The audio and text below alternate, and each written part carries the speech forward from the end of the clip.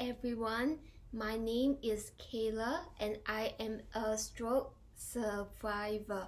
To find out more about me, I will link the videos below. But for now, I want to interview my partner Dan, who was there every step of the way. I don't remember a lot of my hospitalization, but so let's find out more.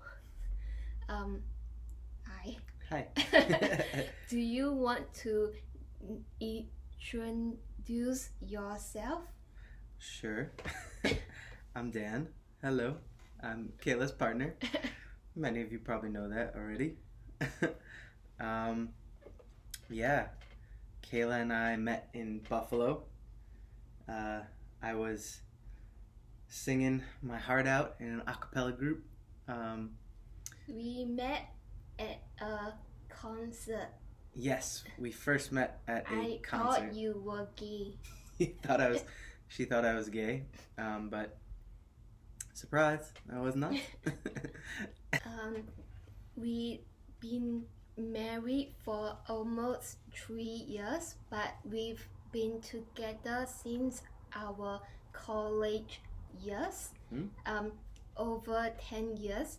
Do you want to give the context of our situation? Yeah, so we started our move to Oakland, California from New York in, I think Kayla first came out here in June 2019. And Kayla started working for her new job for about a month. So I moved first and you were in New York. Yes, I was still in New York when Kayla moved out here first. And so she was here for about a month by herself, starting this new job when she suffered from her stroke. And what were you doing that day? I was golfing that day.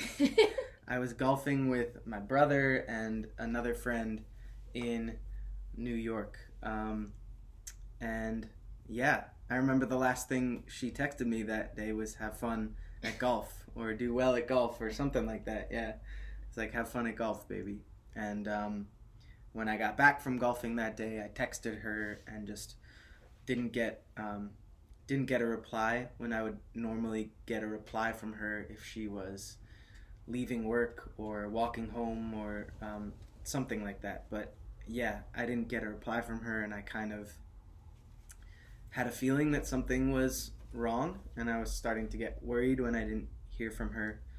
And yeah, shortly after I had made a few phone calls around to like your office, who didn't pick up initially, I got a phone call from someone at her office just telling me about the situation and how she had passed out at work and was taken to the hospital. And from there on, I kind of it was a whirlwind, but I had been talking to all the emergency room doctors and then got connected with her surgeon, and everything kind of happened really fast that night to where Kayla was in emergency surgery.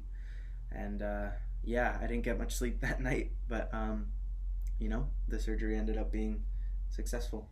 Okay, so you flew over to Oakland the next day? Yeah, the next morning, like early morning, me and my dad flew out to Oakland to be with you as you kind of woke up from your surgery. Yeah. What did your dad say to you? My dad was preparing me for the worst, that you might not look very good. Yeah, he's kind of preparing me. I had my own images in my mind of what I think thought you would look like and everything.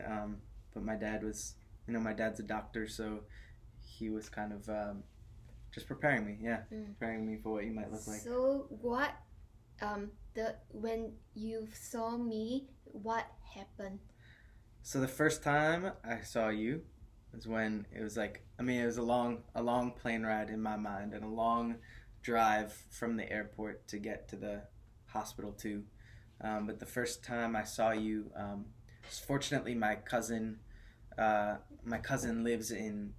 lived in San Francisco at the time, so she was able to be with you. I think pretty much, I think it was the whole night. I think she was there for the whole night with you, which was really amazing. We're both really grateful for that. So my cousin was sitting next to Kayla's bedside in the ICU where you were staying in Oakland. How did I look like? You look pretty bad, I guess. Yeah, you do always look nice. But yeah, I guess you look pretty bad in this situation. Yeah, no matter how much my dad prepped me, kind of doesn't prepare you for actually seeing the person you love being there, you know? But you had a tube in your mouth, you know, so you were intubated. That's like this big tube to help you breathe. You had tubes in your nostrils that help to feed you. So those are NG tubes.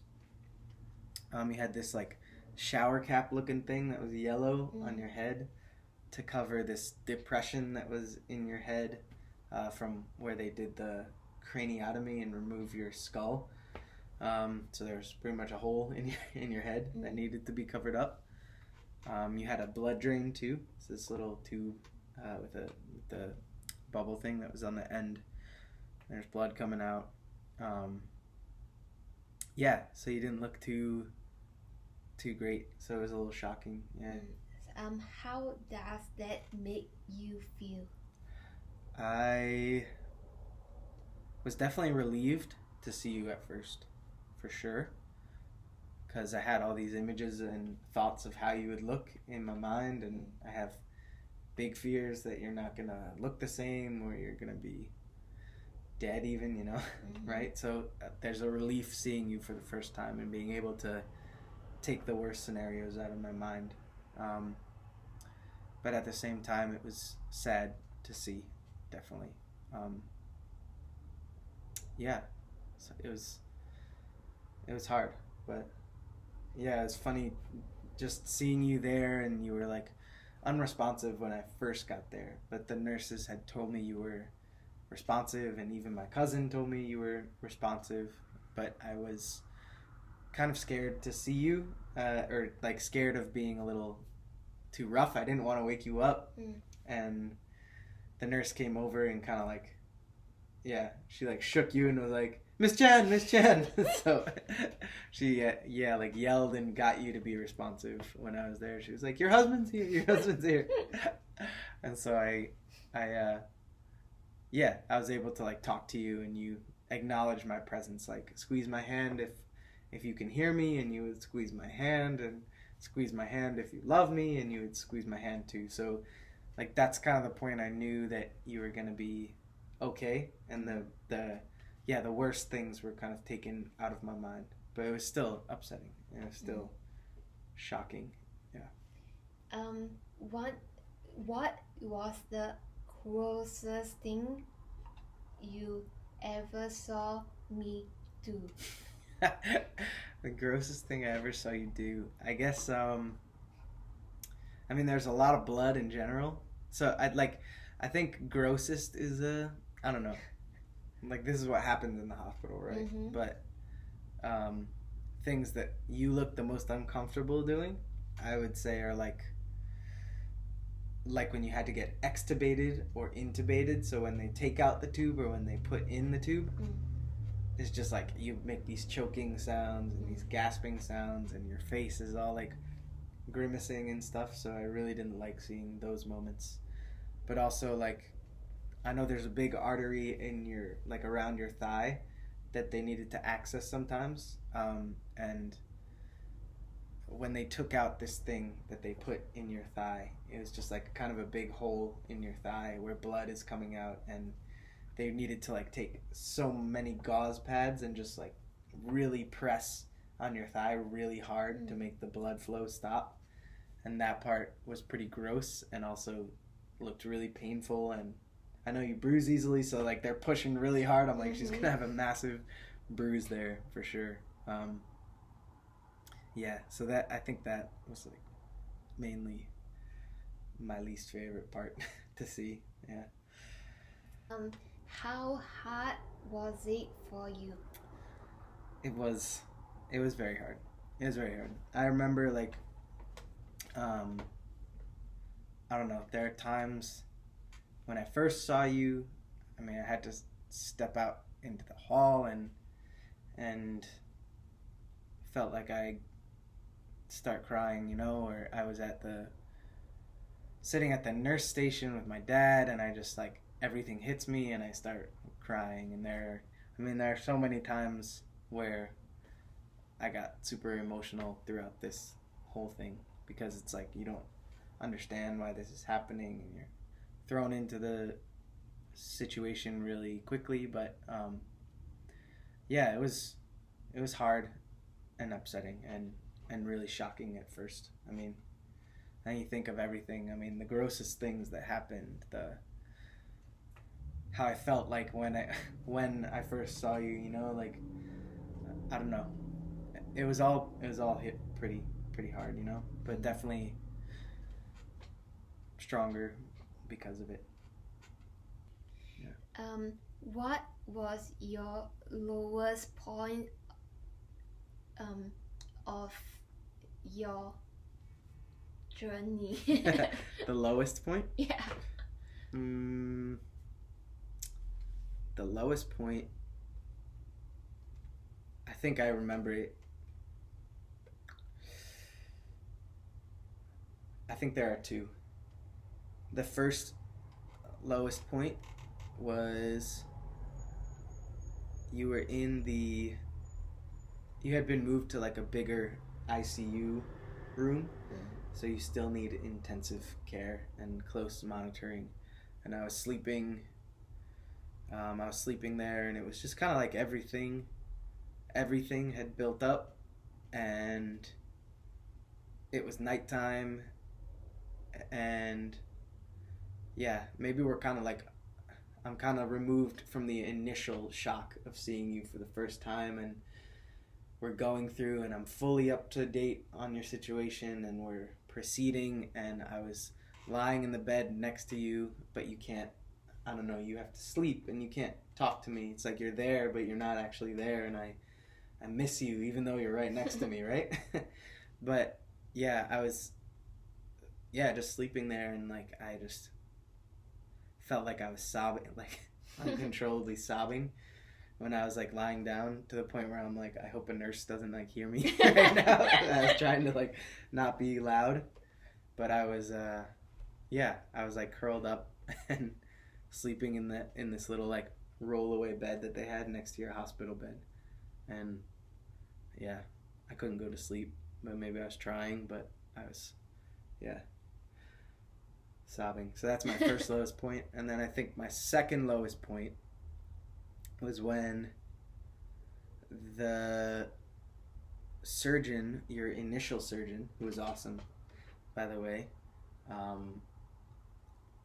notified us that you needed to go in for a second like major operation, because the AVM that caused this whole thing,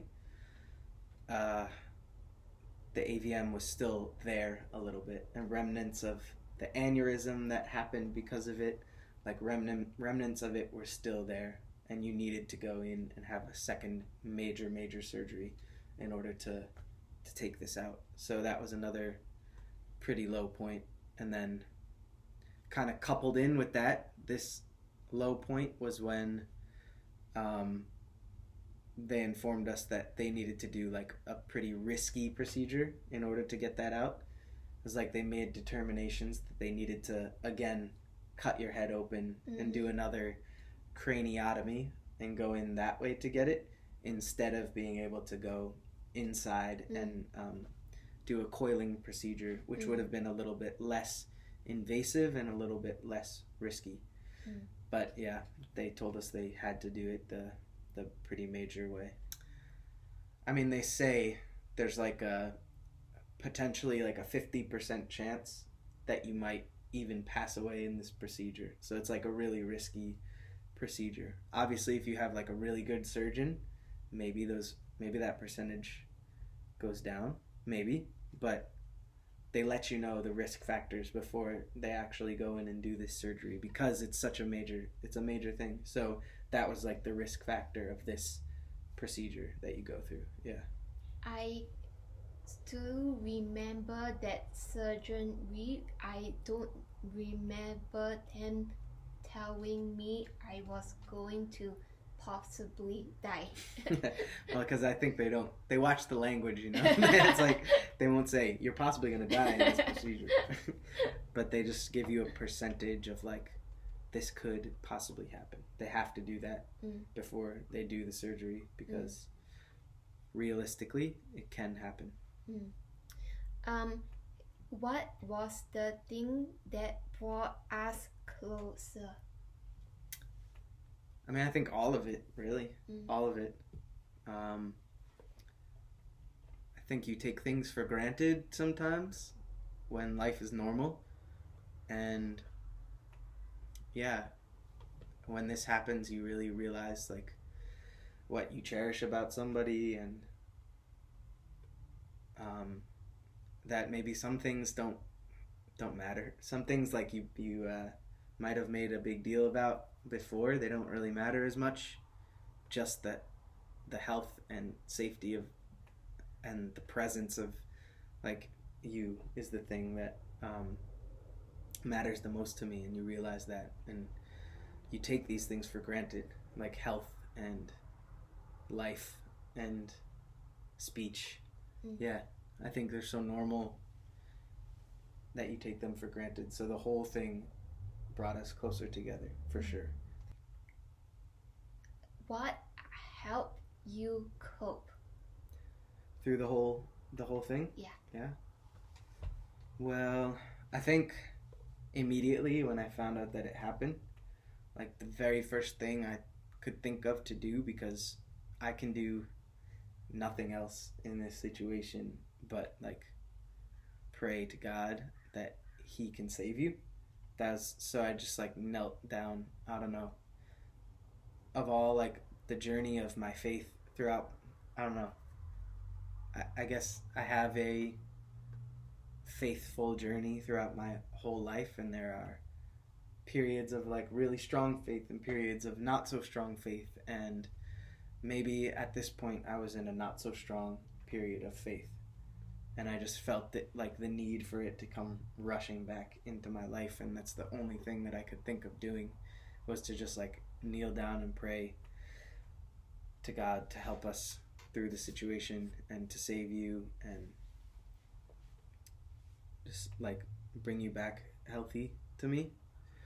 And I think from that point on, I had this constant presence and like rededication to God in my life, definitely.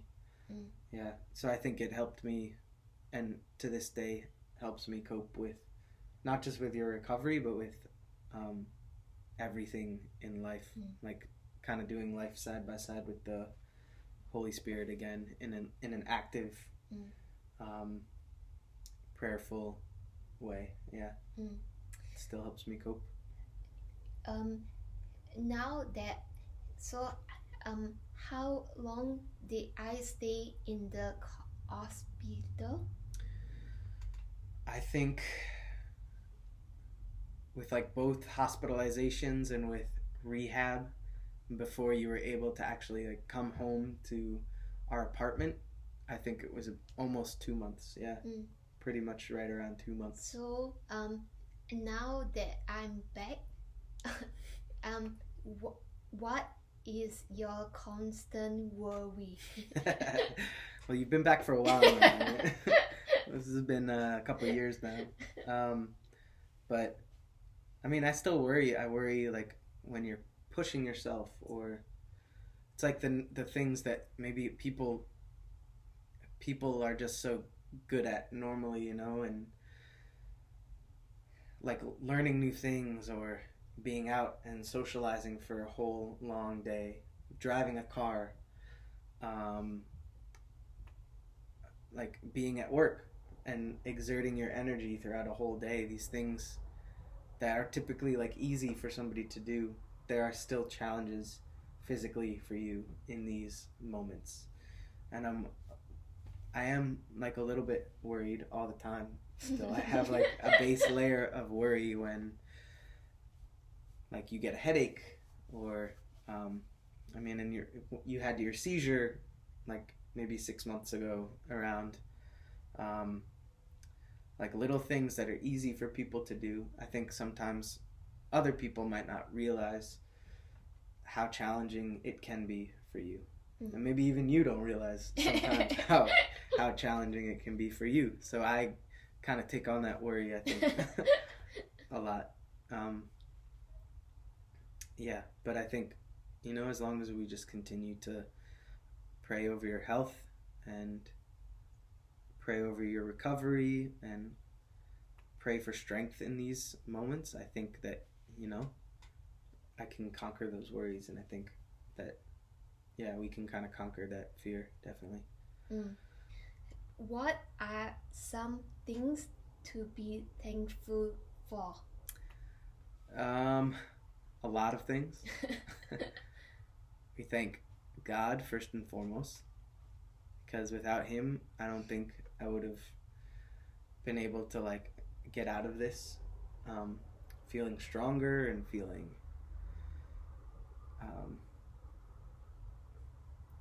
in a good place. Like now I feel like we're in a really good place, even like compared to prior, before the stroke. I just feel like we're on track in life now. And it's like, I think yeah, God is really to thank for that. I'm thankful for the families. I know, that's what I was gonna say next. There was a period she couldn't interrupt me because of her aphasia, and now she can interrupt me, so this is good. It's a sign of recovery. Yeah, for our families, my family and Kayla's family, for being there right in the aftermath of all this stuff, to help us financially, to help us spiritually, to help us with their presence. Just so many people, everyone, they all know who they are. So like, yeah, people were there, and we have a great support system, and we realize some people might not have this awesome support system. So that's something we're really thankful for. And thankful for the medical team too.